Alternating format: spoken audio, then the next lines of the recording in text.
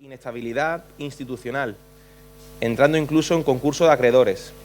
Enrique Huguet es el presidente del club en el año del centenario. En esos años hay varios intentos por abandonar la Segunda División B, pero con escaso éxito. El Cádiz cambia de manos de nuevo y se encuentra al borde del precipicio. En diciembre de 2013 se evita la desaparición en una notaría de Cádiz. Manuel Vizcaíno asume la presidencia, llevándonos a la segunda mejor época de la historia del club hasta el día de hoy. Por fin se abandona la Segunda División B en la temporada 2015-2016, con el gol de Dani Huiza en Alicante ante el Hércules. Esa misma temporada, el Cádiz crea su sección de fútbol femenino. Bueno, buenos días y gracias al Cádiz por la oportunidad de estar presente en esta, formar parte de esta maravillosa jornada que ha organizado el club y a la que le doy enhorabuena a la entidad y a los trabajadores del club porque están haciendo no solamente desde el día de ayer, sino en días previos trabajando y preparando estas jornadas que yo creo que van a pasar a la historia. Y ahora, pues en esta mañana de sábado, pues tenemos la oportunidad de hablar de nuevos lenguajes deportivos, de redes sociales, de cómo es el futuro, en este caso, el presente, más que el futuro, el presente, a la hora de transmitir, de comunicar, y cómo lo va a ser quizás también en los próximos años. Por eso tenemos una mesa aquí, redonda, en la que, pues, entre estos tres señores, pues tienen en redes sociales, concretamente en Twitter, entre los tres, pues más de 400.000 seguidores. Así que, evidentemente, algo de redes sociales seguro que saben y se manejan muy bien en ellas y por eso creo que es una muy buena oportunidad para hablar de este tema, de cómo se comunica, cómo se transmite, de las redes sociales, de muchas veces las críticas también que se reciben, cómo también los deportistas usan las redes sociales como portavoces de sí mismos para comunicar, para transmitir, en definitiva, de muchas cuestiones que vamos a tener la oportunidad de charlar en los próximos minutos y de analizar, ¿no?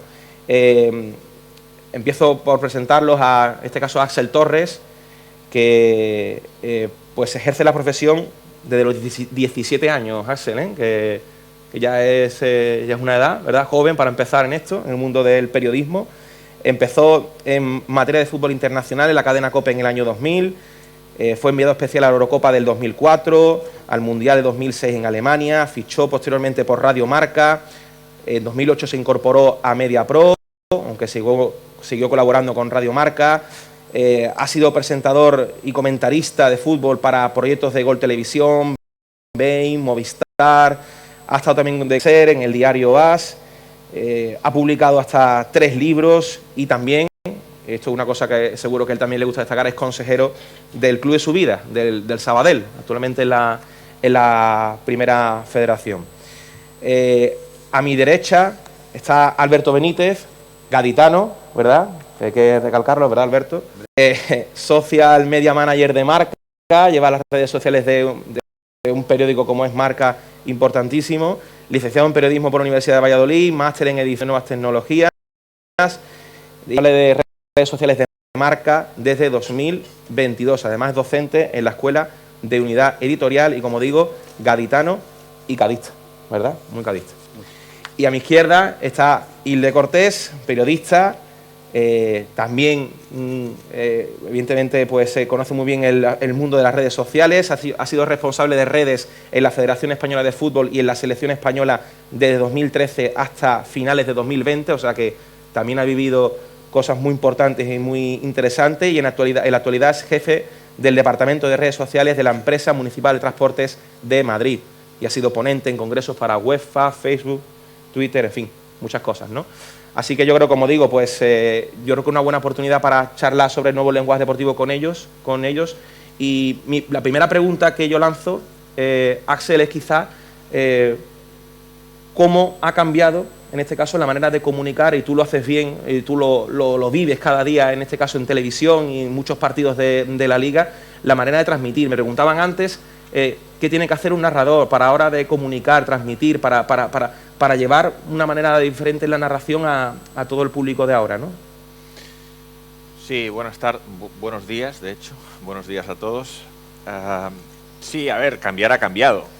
Es es indudable y ha cambiado en bastantes cosas, ¿eh? Ha cambiado seguramente en el ritmo, por ejemplo, la narración televisiva, pues el tono y la velocidad a la que se narra ahora no tiene nada que ver con la que se narraba antes. Luego el vocabulario, pues estoy de acuerdo en lo que ha dicho Roberto, que seguramente se han incorporado tecnicismos intentando elevar seguramente el lenguaje. Yo es una preocupación que comparto, es decir, al final esto se dibuja a veces como un antagonismo muy claro, pero yo cuando hago una transmisión en lo que pienso es en que me tiene que entender mi padre. O sea, es en quien pienso, ¿no? Porque al final hay muchos más telespectadores que responden al perfil de mi padre que no al del entrenador de un equipo de segunda federación o del cadete del Cádiz, ¿no? O sea, hay muchos más telespectadores que son aficionados normales y rasos de fútbol que no técnicos que han pasado por la escuela de entrenadores. Pero es verdad que se ha elevado en cierto modo el lenguaje, se han incorporado perfiles muy técnicos, que yo creo que la intención suya de difundir algunos conceptos para que el público esté más formado es muy interesante, pero es verdad que tenemos que tener mucho cuidado con cómo realizamos esa labor, es decir, con qué palabras explicamos esos conceptos. Y luego también es verdad que en ciertas retransmisiones el lenguaje de lo que serían las redes se está intentando meterlo también en las retransmisiones de partidos, ¿no? En tono más humorístico, incluso más, no sé si informal, cercano, conectar con expresiones que están muy en boga en ese tipo de soportes. Pues todo eso lo estamos viendo ahora mismo de manera recurrente. Yo creo que también responde a que toda la comunicación está cambiando, que la evolución tecnológica ha hecho que haya muchos más soportes y nadie sabe muy bien hacia dónde va la comunicación. Y de hecho se está explorando, es que además te piden que lo explores, ¿no? Es decir, las empresas se están moviendo también, empresas tradicionales que antes solo tenían periódicos en papel, ya no es que tengan webs, es que tienen TikToks, es que tienen Twitch, es que todo el mundo sabe que se está moviendo algo, que está cambiando la comunicación y nadie se quiere quedar atrás. Y yo creo que hay una obsesión por adaptarse a esos nuevos tiempos que hace que ahora mismo convivan muchos lenguajes en el periodismo, ¿no? Y bueno, es una época peculiar y es una época que yo creo que nadie sabe hacia dónde nos va a llevar. Y entonces, los que estamos en esta época supongo que tenemos que navegar, ¿no? Que navegar las olas y surfearlas y intentar que no nos tiren al mar, ¿no? Alberto, en Marca vosotros, nuevas formas de comunicar, podéis escribir un libro, ¿no? Sí, bueno, yo lo que has dicho antes de los 400.000 seguidores, supongo que Axel y Hilde suman como la mayoría. Pero tú también tienes unos cuantos. Yo tengo la experiencia de al final dedicarme a las redes sociales en la parte profesional y gestionar las redes sociales de Marca, que ahí sí que sumamos más de 12 millones de seguidores entre todas las redes. Como ha dicho Axel, Marca, un periódico que luego se hizo web y ya la web queda hasta lejos y ahora tenemos TikTok, Twitch, Facebook, Instagram y Twitter, por supuesto. Lo que sucede, bueno, primero quería recalcar y recordar algo tan básico como que al final el periodismo es lo que ha dicho Axel del cadete del Cádiz y su padre, ¿no? Es hacer una retransmisión o ya sea por Twitch o una narración por Twitter o una noticia en la web de cualquier medio que sea atractiva para los dos, para tu padre y para el cadete del Cádiz. Y ya extrapolándolo a las redes sociales, yo creo que en las redes sociales hay un lenguaje muy rico porque al final las redes sociales son inmediatez. Cuando estás tan pegado a la inmediatez, la parte afectiva, ¿no? La parte de las emociones está muy presente.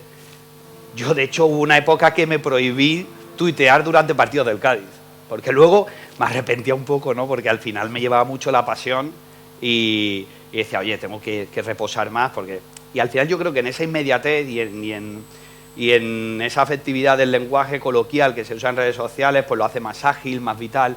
No estoy diciendo que sea un lenguaje ejemplar porque no lo es y ninguno lo es, tampoco el muy técnico lo es, pero es un lenguaje del que se puede aprender mucho y el periodismo puede enriquecerse mucho también del lenguaje que estamos viendo ahora en redes sociales. No tanto a lo mejor como ha dicho Axel, que sí, que es verdad que se está intentando meter en transmisiones, ¿no? Expresiones como ahora todo el mundo a Fernando Alonso le llama padre, ¿no? Y el que entendió, y cosas que nacieron en redes, pero sí que son raíces o pequeños brotes verdes que yo creo que el periodista, y al final ahí es donde se diferencia el periodista, puede transformarlo e incluirlo en sus narraciones, en sus crónicas, en su lenguaje más técnico para llegar a su padre, aunque no esté tan presente en redes sociales, y para ser atractivo para todos esos jóvenes que de verdad que aportan mucho y que las redes sociales tienen muchísimas cosas buenas, solo que, y antes lo hemos estado hablando, ¿verdad, Hilde? Que las malas pues despiertan más interacciones, y es así dice, pero bueno, si te centras en lo bueno también, hay un lenguaje emanente, permanentemente está emaniendo de redes sociales muy interesante, creo. Hilde.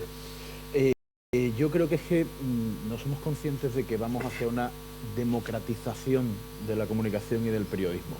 Ese intento que comentaba Axel de que las empresas estén buscando innovar formatos, etcétera, no son más que la reacción a esa democratización de la comunicación. Ahora mismo, Axel, que es un referente para todos a todos los niveles, que arrastra una legión de seguidores tremenda, puede encontrar que su competencia es un chico de la calle Trille, de aquí detrás, perfectamente, porque tiene acceso a métodos, a vías de producción, a una cámara, hacer un stream con OBS y gestionarse él mismo la realización, tiene acceso a poder hacer algo que antes requería de profesionales de televisión, una productora detrás, etcétera.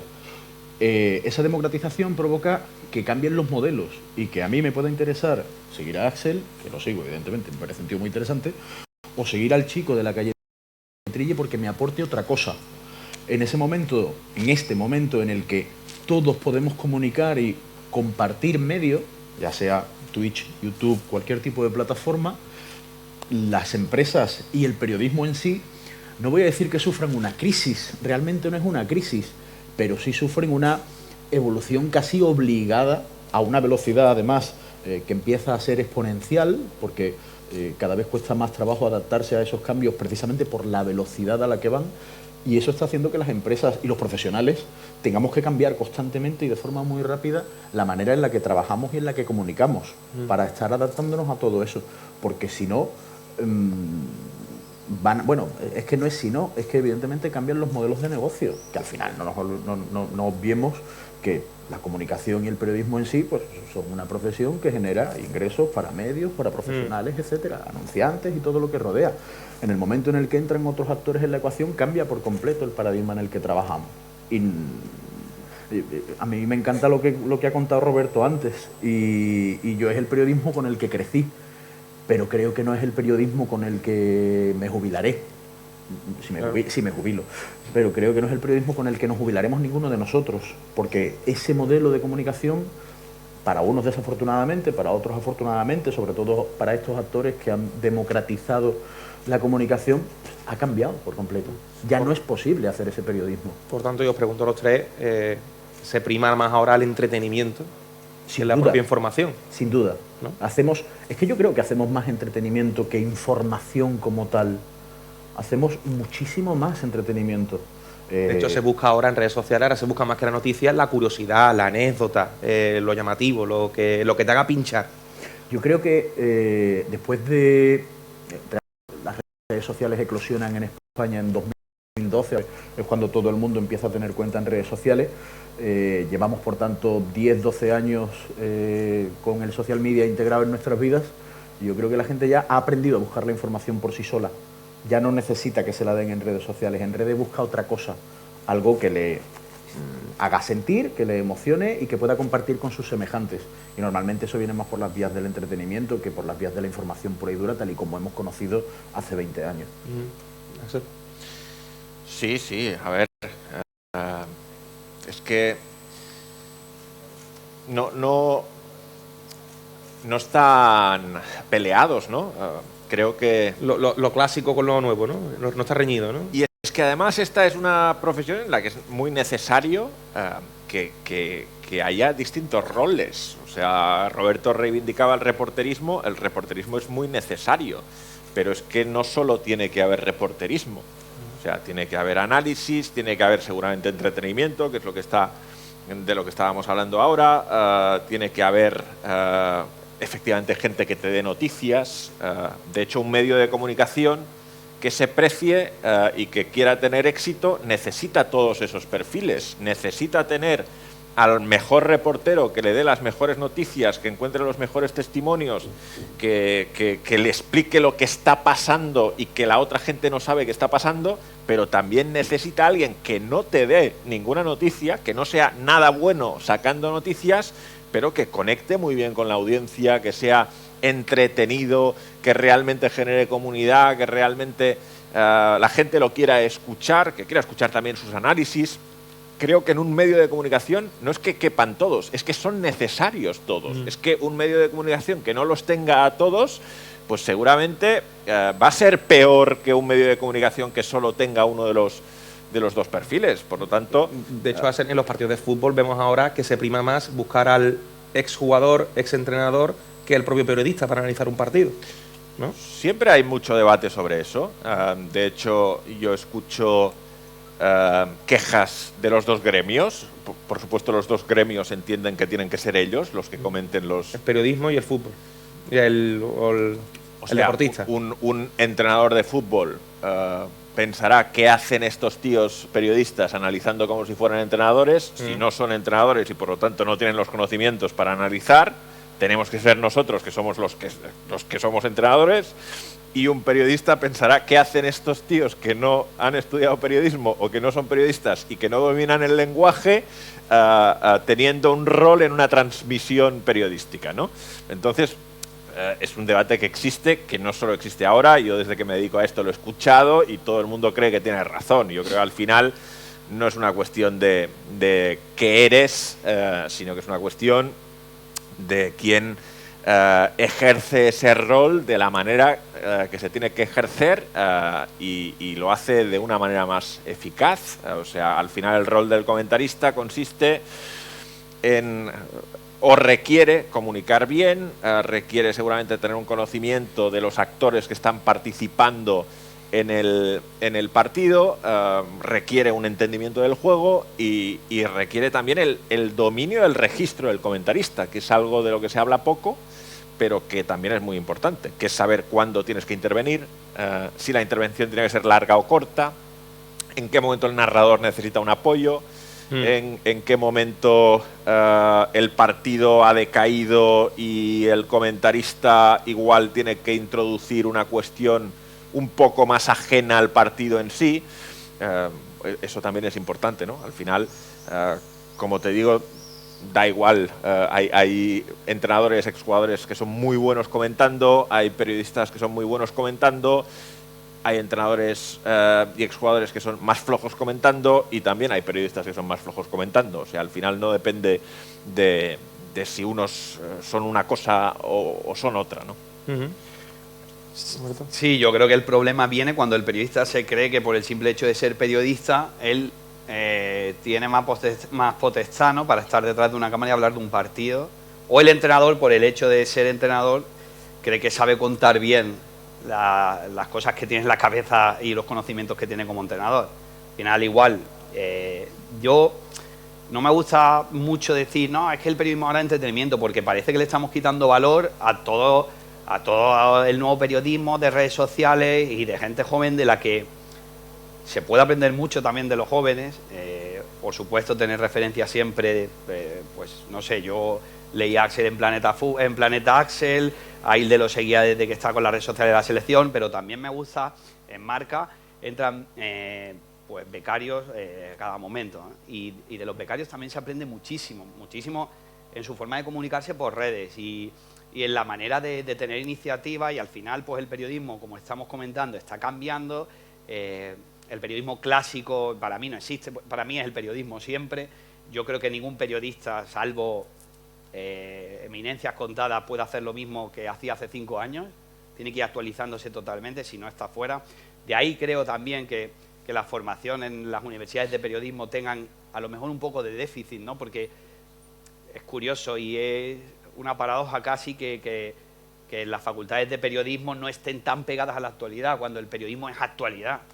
Entonces, eso duele, pero por otra parte, los jóvenes tienen que compaginar esa formación clásica que la hemos llamado, pues esa formación periodística, con lo que siempre hizo el periodista, ¿no? La investigación, la prueba de nuevas herramientas, y de ahí todo este nuevo lenguaje, no sé si llamarlo de social media o tuitero o lo que sea, ¿no? Pero al final el periodista, yo creo que sigue siendo el mismo que en los años 50, iba con un sombrero de boina y una pluma en el sombrero. Antes, porque se contaba, no, siempre se decía, no, noticia es cuando un hombre muerde a un perro, no cuando un perro muerde a un hombre. Eso era entretenimiento también. O a la gente leía que un hombre había mordido a un perro porque le interesaba un poco saber cómo muerden los hombres a los perros. No. Al final siempre se ha buscado entretener, desde el principio del periodismo. A ti te gusta informarte, tú lees la crónica de un periodista, tú lees la crónica del Cádiz de Alfonso Carbonell, porque te entretiene cómo te cuenta lo que te quieres enterar tú.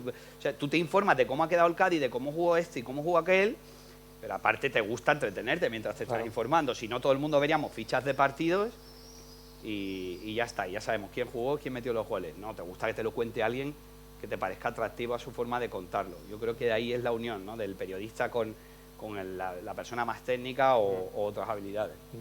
Y tú que has estado con la selección, ya en las redes de la selección y de la federación, o sea, habrás visto mensajes en redes de todo tipo. Hombre. O sea, porque cada vez que había una convocatoria de la selección, ¿no? Pues imagínate la que ahí se liaba, ¿no? ¿Compensa aún así? ¿Compensa que la selección en este caso transmita por redes sociales a pesar de lo que hay? Compensa siempre, siempre. Mira, mensajes críticos y negativos en una institución o en un equipo como es la Selección Española de Fútbol o en una organización como es la Real Federación Española de Fútbol, los tienes de todos los colores. Ya no tanto... Mira, las convocatorias eran muy divertidas, cada español tiene una lista de convocados, con lo cual era inevitable que hubiera críticas y comentarios de todo tipo, evidentemente, pero he de reconocer que los partidos eran las designaciones arbitrales. Cada vez que sacábamos una designación arbitral, ardía Troya porque le tocaba al Betis fulanito, al Cádiz menganito y al Barça setanito. Era absolutamente terrible por un lado porque evidentemente había críticas de todo tipo, pero para nosotros, que sabíamos que era una cuestión que es que tienes que comunicar, no puedes evitar la comunicación de aquello que tienes que comunicar. Para nosotros era una cuestión natural, absolutamente natural. Y el hecho de que haya críticas y comentarios negativos es absolutamente natural y hay que tomarlo como tal. Mal iría la cosa si no consiguiéramos provocar reacciones, aunque sean críticas, por parte de la masa que está interesada en aquello que contamos.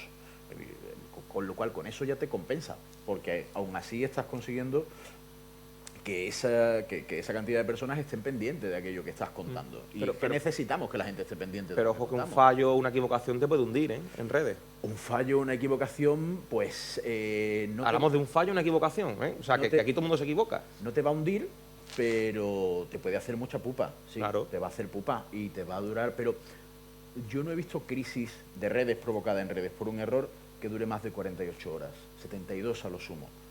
Yo me he equivocado. Claro que me he equivocado. Y además he tenido algún error notable en la creatividad, en la primera creatividad que usamos, y esa pasó por mi supervisión, para la convocatoria del Mundial de Rusia 2018, a alguien se le fue en Thiago poner un Silva detrás. Y la primera imagen que se lanza pone Thiago Silva, el internacional de Brasil. Mal. Y durante unos minutos hubo mucha gente muy nerviosa. Yo el primero. Pues te has equivocado. Es que todos nos equivocamos. Y también es cierto que una vez que un mensaje sale en redes sociales, como son tan dinámicas y tan inmediatas, la gente ha empezado a naturalizar los errores. Ya no son tan críticos como antes. Antes un error en papel quedaba en papel. Ahora tú el error lo puedes explicar. Y es más, cuando una organización, una institución, un club pide disculpas porque se ha equivocado, la gente reacciona muy positivamente. Se ha naturalizado completamente. Y en eso te diría que hemos salido ganando. Te diría que es una ventaja también el hecho de poder actuar sobre la marcha contra críticas, errores o la cuestión que sea. Antes tenías que esperar al periódico del día siguiente. Sí, sí. Ahora lo hacemos sobre la marcha y podemos resolverlo sobre la marcha. Es más, podemos dialogar con aquellos que no están de acuerdo con cómo estamos haciendo las cosas. Me parece una grandísima ventaja. ¿Compensa, Axel? Digo, porque a ti también te dirán de todo. El error, o sea, no, la el crítica, error, las redes, la crítica. A ti te dirán que eres de uno, de otro equipo, eso Sí, seguro, sí, por ¿no? supuesto, vamos. Hace poco, un compañero Rubén Martín, que narra partidos en DAZN y en COPE, creo que se ha marchado de Twitter, Sí. precisamente. Le han dicho que si Sí, era sí. de un equipo u otro. A ver, lo primero, eso me lo preguntaron hace poco. Yo no sé si se hace ahora o no, pero yo lo echaría de menos. Evidentemente, cuando yo estudié, las redes eran muy incipientes, no existía Twitter y no había esa formación. Pero yo creo que una formación, ya no de cómo usar las redes, sino de prepararte para la crítica, prepararte para la interacción, prepararte para lo que está al otro lado, para mí debería ser fundamental ahora mismo en la formación periodística. No sé si ahora mismo en las facultades eso se incide en eso o no. Creo que se debería hacer, sobre todo porque yo, por ejemplo, es algo para lo que no estaba preparado. Es decir, a mí nadie me preparó para que en un determinado momento, si se me ocurriera abrir el Twitter después de una transmisión de un Barça-Madrid, me insultara 300 personas, ¿no? Bueno, es algo que existe, que pues según cada persona, y yo conozco compañeros que están en una situación parecida a la mía y que les hace gracia, o sea, lo leen y se divierten viendo si les dicen que son del Barça o que son del Madrid. A mí divertirme no me divierte, desde luego. O tú eres de Sabadell. O sea, Sí, pero bueno, pero esto la gente no se lo cree.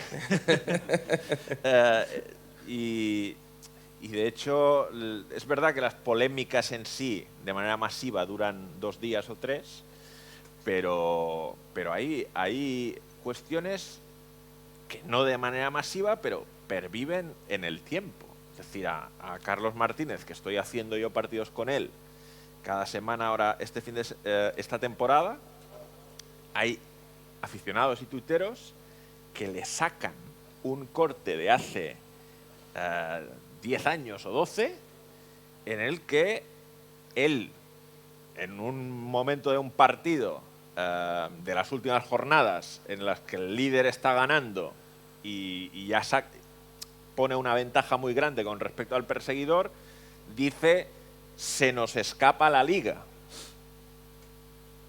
Desde un punto de vista de se nos va la emoción, sí, sí. ¿no? Que es algo que podríamos haber dicho en la transmisión de este fin de semana cuando marca el Barça el 2-1, ¿no? Se nos escapa la liga en el sentido de que se nos escapa, o sea, se nos va la liga, o digo algo así, ¿no? Se nos va la liga, ¿no? Claro, pues se puede interpretar como que tu equipo esa se le va es la liga. la interpretación que muchos tuiteros han hecho y que le sacan permanentemente. O sea, se la sacan permanentemente, ¿no? Cuando es una expresión que él hace para decir, pues hasta aquí la emoción, hasta aquí la pelea por el título, hasta aquí la incógnita. Y eso, pues 10 años después, no hay día que no se la saquen. Si compensa, a ver, compensar compensa. Hay muchas cosas buenas. Yo he conocido a gente a la que no habría conocido si no fuese por redes, gente con la que luego he tenido amistad y con la que incluso he emprendido proyectos personales y que son gente muy válida profesionalmente y a los que no conocería. Y me ha permitido también comunicar y dar a conocer las cosas que hago. Me permite informarme mucho. Al final, si tienes una buena... Si sigues a la gente correcta, pues llegas a noticias a las que no llegarías tan rápidamente de otra manera y claro que compensa. De hecho, yo creo que es muy difícil ahora mismo ejercer nuestra profesión sin redes. O sea, creo que alguien que no tenga redes en absoluto... bueno, conozco casos. Los hay, ¿eh? Conozco casos y lo hacen muy bien, pero es más difícil, A vosotros, Alberto, en Marca. Bueno, Cualquiera, también nos llegan muchos aquellos versos, el Yuyo de Fondo Sur hacia de Andalucía. Pero bueno, creo que estoy totalmente de acuerdo con Axel. Creo que no se prepara en la escuela de periodismo, en las facultades, no se prepara. Mira, yo tengo la suerte de ser docente en algunos másteres o en algunas facultades y doy clases de redes sociales y me parece bastante básico lo que tienen que aprender de redes sociales. Luego ve a otro tipo de periodista con un perfil a lo mejor más inquieto, que le gustan más las redes sociales y pues su capacidad ya está más desarrollada cuando llega a la facultad.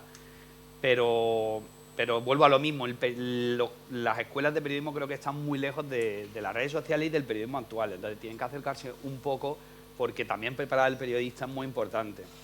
Es más fácil prepararse, creo yo, para recibir 300 comentarios al día de qué bueno eres, qué bien lo haces, que también llegan, ¿no?, a los que son muy buenos, pero creo que es más difícil prepararte para encajar la crítica constante y muchas veces una crítica totalmente banal y que no sirve para absolutamente nadie, que posiblemente está basada en la mentira, ¿no?, como en este ejemplo que ha puesto. ¿Qué cuestión es la que más controversia puede generar en Marca, por ejemplo, en redes? ¿Qué tema o qué asunto? Pues ahora mismo yo creo que en Marca, en el nuevo Mirandilla, en todos lados es el tema arbitral, ¿no? Sobre todo aquí. Yo me molesto mucho porque no querría dedicarle mucho tiempo porque me molesta que le dedican mucho tiempo en todos los medios de comunicación a hablar del asunto arbitral y se habla poco de fútbol, y creo que se está cogiendo ya como excusa totalmente. Precisamente aquí no.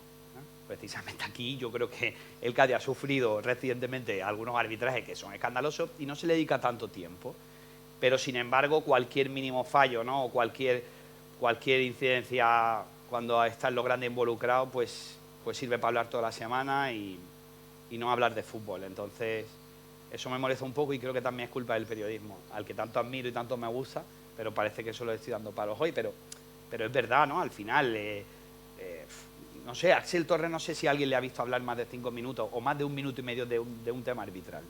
Yo creo que no, que prefiere hablar de fútbol. Estamos hablando precisamente de nuevos lenguajes de comunicación aplicados al deporte y de cómo está cambiando todo eso y del peso que tienen las redes sociales en todo ello. Y al final, las redes sociales lo único que hacen es evidenciar en un grado extremo aquello que interesa a la gente y que le está provocando controversia. El tema arbitral, por ejemplo, que sí, que es agotador, a la gente la tiene absolutamente loca en el momento actual. Pues evidentemente eso va a provocar un mayor ruido en redes sociales.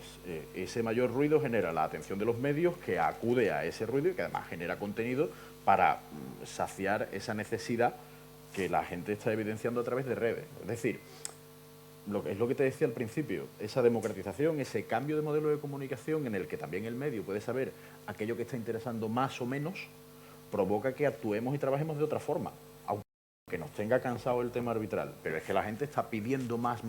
Está claro lo que dices, pero sí que es verdad que muchas veces, Axel, por ejemplo, ha dicho, si sigues a la gente adecuada en Twitter puedes informarte bien. Sin duda. Yo creo que el periodista y la sociedad debería de madurar un poco en cuanto a las redes sociales y creo que se está haciendo. Antiguamente algo era trending topic y oye, para el mundo aquí hay que hacer algo. No sé qué, dimisión, echen a no sé quién. Y había una crisis ahí, incluso se ponía el puesto de trabajo en la mesa y decía, ¿qué hacemos con este? Que es trending topic en Twitter. Oye, démosle el valor que tiene a ser trending topic en Twitter.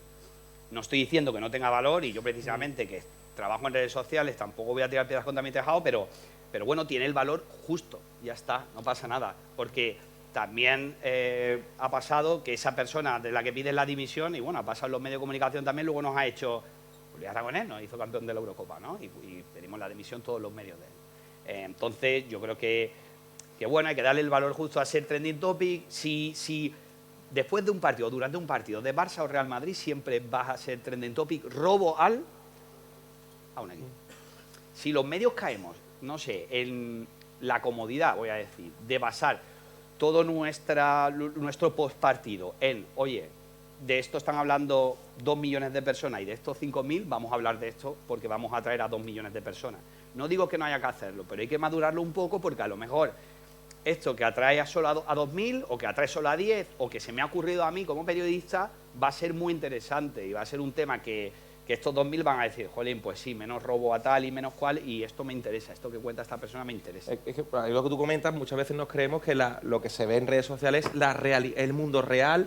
O sea, quiero decir, a una persona le pueden poner a caldo en redes sociales y después por la calle no pasa nada. Esa persona sigue paseando, hágase y no pasa nada. Y nos creemos quizás que en redes sociales está toda la realidad y la realidad, la red social al final es un pequeño fragmento de la sociedad en la que vivimos, pero yo creo que un pequeño fragmento, ¿no? Un pequeño extracto, ¿no? Sí, sí, a ver, eso es evidente. Es verdad que la gente que te insulta en redes, luego en la calle normalmente no te insulta. A mí me habrán insultado por la calle 3 o 4 veces en toda mi vida solo y en redes muchas más, ¿no? Pero es cierto que esos, si te ven por la calle, querrían insultarte. Otra cosa es que se atrevan. Pero O a lo mejor se hace una foto contigo. de querer, querrían, ¿no? Sí, al final que las redes no reflejan la realidad absoluta de lo que piensa la sociedad es evidente. De hecho, no se corresponde seguramente pues, en cuestiones políticas, ¿no? Es decir, si te guiaras por lo que ves en Twitter, los resultados electorales muchas veces serían diferentes de los que se dan. Entonces, todo esto lo tenemos que tener muy claro, ¿no? Con respecto a si hay que hablar de una cosa en función de si interesa a más gente o no, este es un debate muy antiguo que no solo tiene que ver ahora con qué es Trend Topic y qué no es Trend Topic, sino que de toda la vida, ¿no? ¿Por qué se habla más del Barcelona y del Real Madrid que del Cádiz? Pues porque tiene más aficionados y las empresas de comunicación, que como ha dicho Hilde antes, son empresas, su objetivo es maximizar los beneficios y para maximizar los beneficios pues entienden que hay que hablar más de aquello que tiene más seguidores y que de esta manera van a ganar más dinero. Eso no lo vamos a cambiar, o sea, salvo que... Pero quizá los profesionales tenemos que hacer un ejercicio un poco más de responsabilidad. Claro, Axel, los en el sentido de profesionales sí. el Madrid pierde con el Cádiz, ¿no? Que va a perder seguro con el Cádiz. Y el titular es el Madrid cae, el Madrid pierde. ¿No? sí. Bueno, pero es que el Cádiz ha ganado. Pero ¿sabes? ¿quiénes son los profesionales? Bueno, los periodistas, digo, en ese sentido, ¿no? De ese ejercicio de responsabilidad a la hora de transmitir, ¿qué prima? La mayoría, entiendo, entonces, lógicamente. Vamos a ver, pero es que hay posiciones muy diferentes. Yo haciendo la retransmisión en Movistar, por ejemplo, o en el canal de la Liga que se emite por Movistar, tengo mucho más fácil poner en valor que ha ganado el Cádiz que el director del diario Marca. ¿Por qué? Porque yo estoy en una transmisión que de entrada ahora mismo es de un canal de la Liga, por lo tanto es el lugar para tratar a todos por igual de manera indiscutible. Y luego, porque además estoy en un canal por suscripción en el que la audiencia no es tan importante como los suscriptores. O sea, al final que te vea más o menos gente en un canal de pago no es tan importante. Al canal de pago lo que le importa es tener más suscriptores y eso normalmente no depende tanto de si tú en la transmisión pones en valor que ha ganado el Cádiz o que ha perdido el Madrid. Pero el director de marca está en una posición en la que tiene que elegir la portada de mañana. La portada es lo que va a los kioscos, la portada es lo que muchas veces hace que se compre o no se compre, y en esa posición no es tan fácil, por las lógicas del mercado y de cómo funciona el mundo de la empresa, poner en primera plana. O sea, el día que el Cádiz le gana al Madrid, gana el Cádiz. Claro. O sea, es mucho más difícil en su posición, porque él tiene que responder a una lógica de vender periódicos. Y el Madrid tiene muchos más aficionados. Y seguramente vende más periódicos si pone drama del Madrid, desastre total, que si pone crisis, Machada del Cádiz, ¿no? O sea, sí. Bueno, en Cádiz seguramente Machada del Cádiz haría que toda la ciudad comprara la marca, pero a nivel global de España se venderían menos. Entonces, efectivamente, nosotros tenemos que hacer ese ejercicio. Por ejemplo, antes estabais hablando de polémicas arbitrales. Yo creo que no hay ninguna duda de que si la polémica del partido Cádiz-Elche se da en un partido del Barcelona o del Real Madrid, se para la liga. Bueno, no sé si se para la liga, pero desde luego no es una polémica que dura un día. O sea, ¿por qué? Porque es una evidencia objetiva, factual, que el error que se produce en el Cádiz-Elche es el único, seguramente, que se ha producido desde que existe el VAR en el fútbol español, en el que hay un fuera de juego clarísimo que no se pita porque el asistente de VAR no se da cuenta de que hay un jugador adelantado que participa en la jugada. O sea, es la única vez que ha pasado eso. Y es un error muy diferente a los errores interpretativos con respecto a si es penalti o no es penalti, ¿no? Es una jugada excepcional, que desde aquí toda mi simpatía y empatía hacia Iglesias Villanueva, que cometió la equivocación, que estoy convencido de que la cometió absolutamente porque se cometen errores humanos y que es un error que te tiene que mortificar si eres el que lo ha cometido, ¿no? Pero es un error raro en el sentido de excepcional, ¿no? Y el periodismo, yo creo que el hecho de que jugaran, no sé si en ese momento eran último contra penúltimo, y dos equipos con una dimensión social a nivel global menor, hace que en medios eso sea un tema menor también, cuando seguramente es el gran error arbitral de los últimos 5 años en el fútbol español. Sí, tal cual. Tengo que decir que en Marca fue portada. Sí, pero, el error arbitral. Sí, pero si hubiese sido un partido del Madrid o del Barça, hubiese sido más portada, seguramente, claro. Bueno, se estaría hablando aún. Claro. No, se hubiese pedido a lo mejor medidas incluso, ¿no? De hecho, es posible, bueno, no lo sé, no quiero especular, pero seguramente al árbitro en cuestión pues igual le hubiese costado más volver a pitar, ¿no? No lo sé. Seguramente. Entiendo que también el CTA en ese caso pues habría intentado ser también impermeable a las presiones y al ruido, ¿no? Pero evidentemente habría sido mucho más complicado. Pero bueno, que eso también es normal cuando comparas Real Madrid y Cádiz, ¿no? Que has dicho tú, el Madrid cae. Bueno, claro. También pasará aquí, ¿no? Si el Cádiz juega contra el sanluqueño y el sanluqueño le gana al Cádiz, nosotros vamos a contar aquí que el Cádiz cae, ¿no? Contra el Atlético sanluqueño. Pero yo cuando quería decir que el Sur, por ejemplo, ¿qué tendría que hacer en ese caso? Yo creo que lo enfocaría como... O sea, no una radio de Cádiz o un periódico de Cádiz.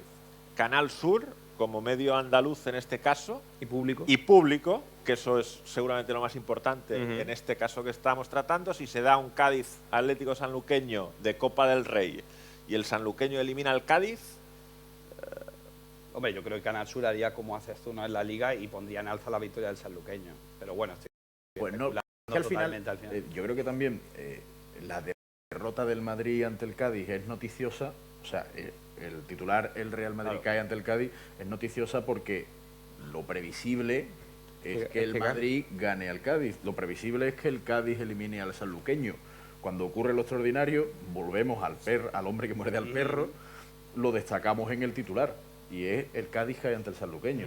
Sí, o bombazo del sanluqueño ante el Cádiz. Pero sí que es verdad, pero que tiraríamos que lo más sorprendente es lo que tiraríamos la información por ahí. Hemos de reconocerlo, que los cuatro probablemente Sí. coincidiríamos en ese tipo de titular. Nos quedan 5 minutos y hay una cuestión que yo quería sacar antes de acabar, que vemos también en la nueva forma de comunicar en redes sociales, que es que los protagonistas son portavoces, lo hablaba que los protagonistas son portavoces de sí mismos. O sea, ya los jugadores no van a los medios a hablar, sino que ellos mismos ya cuentan su película. El último ejemplo, Sampaoli en el Sevilla se ha despedido en una rueda de prensa, ¿no? Se ha despedido en Instagram. O sea, que vemos también que la nueva forma de comunicar ahora mismo es esa, ¿no? Para desgracia de los periodistas y de los medios. Como solo nos quedan 5 minutos, yo te voy a dar un titular. Ahora mismo, todos y cada uno de nosotros somos un medio de comunicación. Puede sonar exagerado, pero la realidad es que cada uno de nosotros, con nuestras herramientas, el caso de Sampaoli, el caso de cualquier directo de Axel, es que somos un medio de comunicación, que ya no necesitamos de la intermediación de los medios tradicionales para contar cosas que tengamos audiencia o no, o que tengamos una comunidad o no, pero que el deportista ya no necesita del periodista ni del medio de comunicación para contar sus cosas, la que sea, despedirse. Me recuerdo ahora mismo el fichaje de Ibai por el Athletic Club cuando sale del Alavés, lo anuncia el propio Ibai con un vídeo precioso, por cierto. Ya no, realmente no se necesita de esa figura intermediadora. Somos un medio cada uno de nosotros, más es con relevancia pública, lógicamente. Axel. Sí, a ver, al final es una cuestión seguramente de que el protagonista de entrada tiene tantísimos seguidores, en este caso, que no necesita al medio, es decir, sabe que puede vender su movida sin intermediarios y que además no le van a hacer ninguna pregunta molesta. O sea, que si él da una entrevista podrá contar lo que quiere contar, pero se tendrá que enfrentar seguramente a algunas cuestiones a las que no se quiere enfrentar. Esa es la razón por la que ahora mismo los protagonistas pues prefieren comunicar de esta manera, ¿no? Pero bueno, yo creo que al final hay una audiencia que sigue queriendo también ver entrevistas hechas por periodistas que cuestionen ciertas cosas a los protagonistas, ¿no? Pero bueno, luego si uno se quiere despedir o anunciar algo... Bueno, de hecho, fíjate que gente con muchísimo... con muchos seguidores y con mucho tirón, estoy pensando en Gerard Piqué. Piqué cuando tiene que vender algo también va a los medios tradicionales. Lógicamente. O sea, también va a los porque medios. Amplifican Claro. El mensaje que va a lanzar el La Copa Davis, por ejemplo, ¿no? La Copa Claro. Davis, ahora tiene la final de la Kings League y esta semana ha estado dando entrevistas en medios convencionales, o sea que también sabe que más allá de que él tenga mucho poder, sigue habiendo mucha gente a la que para llegar a ellos necesita los medios tradicionales. No olvidemos una cuestión, nos parece que todo el mundo está en las redes ahora, pero sigue habiendo, no soy un experto en demografía, pero creo que sigue habiendo más gente mayor de 40 años en España que menor de 40 años. Sí, hombre, Y que no sí, están- eso seguro. Y que no están en redes, lógicamente. Por lo tanto, sigue habiendo más público. Cuidado, cuidado que estamos casi Sí, en un 85% de penetración a nivel demográfico. De mayores de, el último dato que estuve mirando hace nada, mayores de 18 años, el 85% tiene alguna cuenta en alguna red, incluyendo WhatsApp y demás, eso sí. Pero bueno, que... Incluir WhatsApp es, Ya, pero es mucho. técnicamente la consideramos Sí, como tal. Sí. Pero que bueno, que como bien ha dicho Axel, al final Piqué también, ¿no? Amplifica su comunicación con los medios. Yo creo, sinceramente, está en el deber del periodista también. Lo importante y lo interesante, yo no he leído, sinceramente, la despedida de Sampaoli. A mí me interesa por qué se va Sampaoli, cómo deja ese vestuario Sampaoli, cuáles han sido los motivos del cese. Y a lo mejor no hay un periodista que lo haya contado, seguramente sí hay algunos que lo han contado y esos son los que a mí me interesan y la información que a mí me interesa. De todas formas, a mí el tema de ¿ha muerto el periodismo? ¿Por qué? Porque Piqué ya ha contado que Neymar se queda, eso ha pasado. ¿Ha muerto el periodismo porque fulanito de tal deporte ha ido al canal de Ibai? Yo creo que un buen periodista, un buen medio de comunicación utiliza toda esa nueva información y todo ese contenido para complementarlo con su información y con su trabajo. O sea, yo no veo como una amenaza que haya chavales que estén primero de carrera y que hagan y que hay miles o millones, no sé, de chavales que hacen canales de Twitch y están en primero de carrera y, oye, pues yo sigo a 3, porque hay 3 muy buenos, que me interesan lo que hacen. Luego hay otros que a mí no me interesan tanto y no lo veo como una amenaza, lo veo como más contenido periodístico, y no periodístico, sino del que se puede nutrir el periodismo. Yo, si Piqué va a hablar con Ibai, y yo soy periodista, si Piqué estuviese en el Barça todavía, yo soy periodista del Barça, yo obviamente eso tengo que verlo, y de ahí tengo que analizarlo, y de ahí tengo que sacar información, tanto para mí como para guardarme para futuros trabajos, como inmediata para contar lo que ha pasado a toda esa gente que no ha visto el canal de Ibai. Esto no es que el periodismo haya muerto, al revés, el periodismo está ante un abanico de oportunidades increíble, y muere el periodista que se cree que puede seguir haciendo lo mismo que hace 20 años. Ese sí que o es una eminencia ya, es igual, ahora llegan chavales al máster de nuevos becarios de marca y hay gente que no tiene redes. Oye, ahora mismo yo eso no lo... Eres periodista, las redes sociales sirven para amplificar tu mensaje, para informarte también si sabes curar bien el contenido. De verdad, dices tan tranquilamente que tienes 24 años... ¿Te vas a dedicar al periodismo y no tienes redes sociales? Ahora dime que no sabes escribir y que te da vergüenza salir en cámara. Pues entonces ya te equivocaste. Estamos ya en el descuento y yo quiero acabar con una pregunta que le quiero hacer a Axel, aprovechando que está aquí rápidamente. ¿Crees que el Cádiz se salva, Axel? Como para decir que no, ¿no? Trabajas para, como Cardenal has dicho, de la Liga, Movistar, tal. O sea, que di tu opinión futbolística, pura y dura. Mi opinión futbolística... Mi opinión futbolística es que no lo sé. O sea, está ahí otros equipos. A mí creo que tiene una cosa muy positiva y es que en casa es muy fuerte, que es un equipo aguerrido, que es un equipo ordenado. Me gusta el entrenador.